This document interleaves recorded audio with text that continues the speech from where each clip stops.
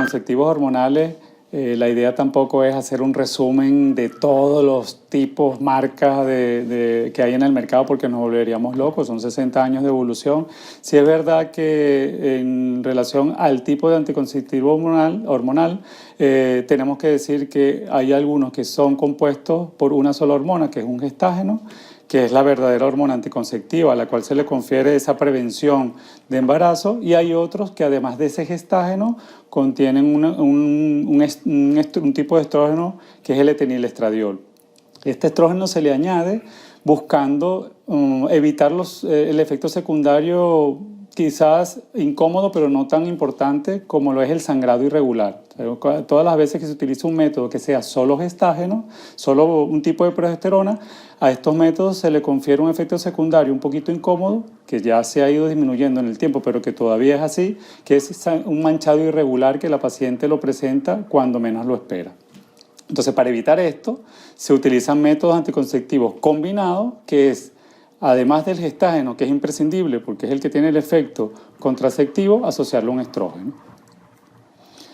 De esta forma, entonces, podemos hablar de dos grandes grupos. Los solos gestágenos, en los cuales tenemos las píldoras, los dispositivos intrauterinos, el implante subdérmico y algún tipo de inyectable, que en realidad son inyectables de 3 meses, que aquí en España no se utiliza tanto, pero en otros países sí se le da bastante uso.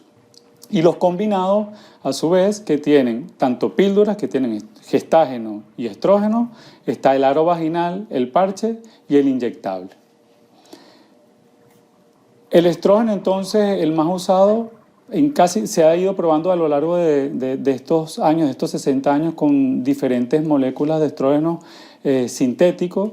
Y es importante reforzar que es a este componente, o sea, es al estrógeno al cual se le atribuye la mayoría de complicaciones importantes de los anticonceptivos.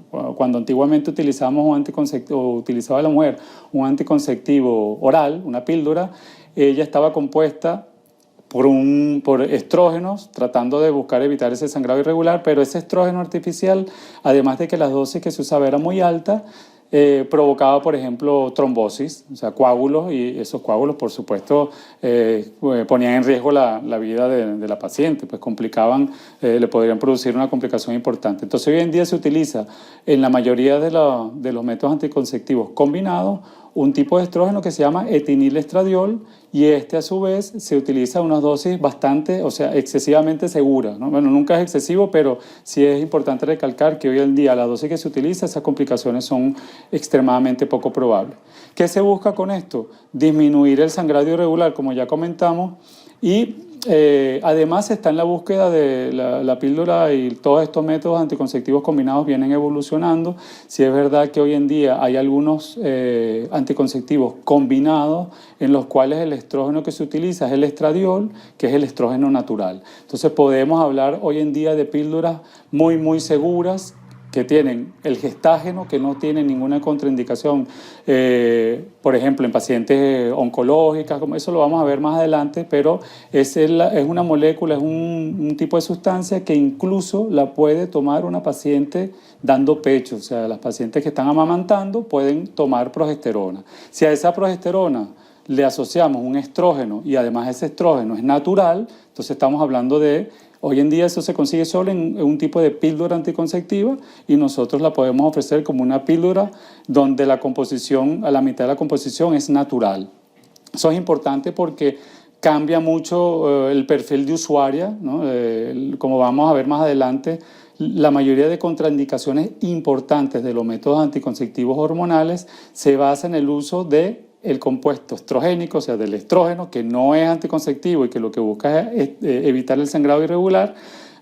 Si logramos utilizar una molécula natural, entonces las contraindicaciones serían relativamente muy pocas en comparación con aquellos combinados que utilizan el etinilestradiol. En relación al gestágeno, y con esto tampoco yo no soy ni bioquímico, no es importante realmente que conozcamos la bioquímica de los compuestos que vamos a tomar, para eso estamos nosotros el personal de salud, pero sí es importante entonces conocer ¿Qué es lo que uno está introduciendo en su cuerpo? Porque una de las preguntas más importantes o uno de los miedos más importantes que tienen las usuarias de los métodos anticonceptivos, con lo que siempre nos encontramos, la primera pregunta es si es bueno tomar hormonas, si es seguro, si no le va a provocar ningún daño, o está la usuaria que dice que ya no quiere tomar hormonas a pesar de que en la edad reproductiva la cantidad de hormonas que producen los ovarios es muchísima y las hormonas no son malas. Entonces, si nosotros logramos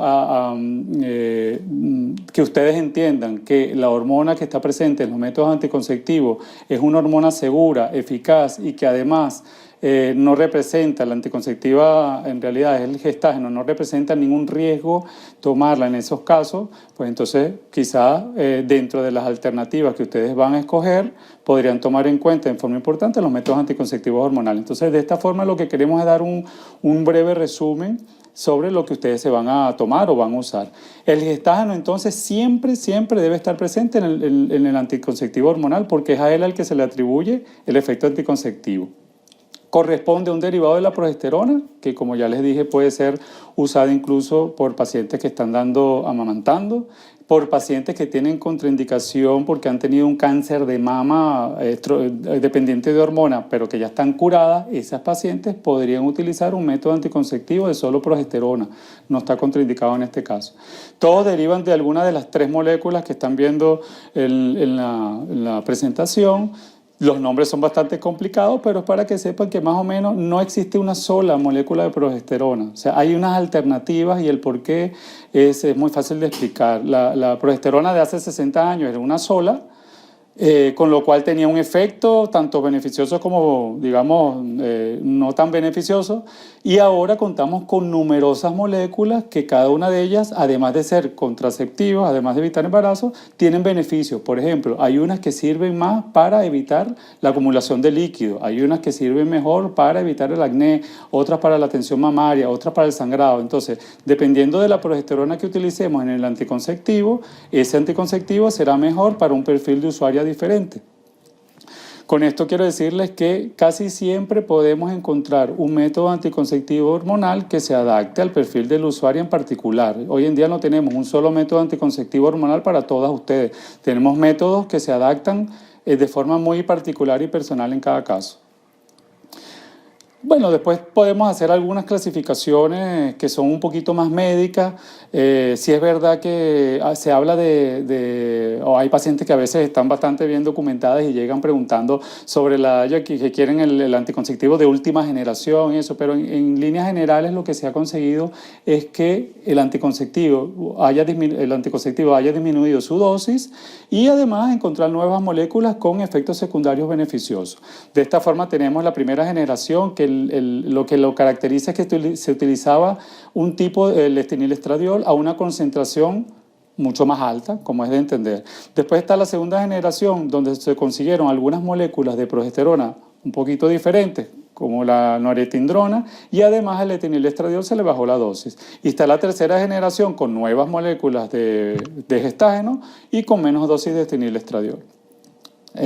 Bueno, hay otra clasificación que es la que yo creo que se podrían llevar ustedes como un mensaje a casa, que son los anticonceptivos que son orales y los anticonceptivos que no son orales, que se agrupan en parenterales. Parenteral es un término que utilizamos nosotros para englobar todos los métodos que no son orales. Bueno, en definitiva los orales pueden ser tanto de gestágenos solos como de estrógenos y gestágenos, y los parenterales tenemos una serie de grupos que están aquí enumerados y que vamos a tratar de ir abordando en los próximos módulos con mayor detalle. Entonces, en conclusión podemos decir que todos los anticonceptivos hormonales contienen como mínimo o como hormona indispensable un gestágeno, que es un derivado de progesterona, que puede estar solo o combinado con un estrógeno que en la mayoría de los casos es el etinilestradiol. El gestágeno le va a conferir al anticonceptivo su propiedad de evitar embarazo y el estrógeno se le agrega para disminuir la posibilidad de sangrado irregular.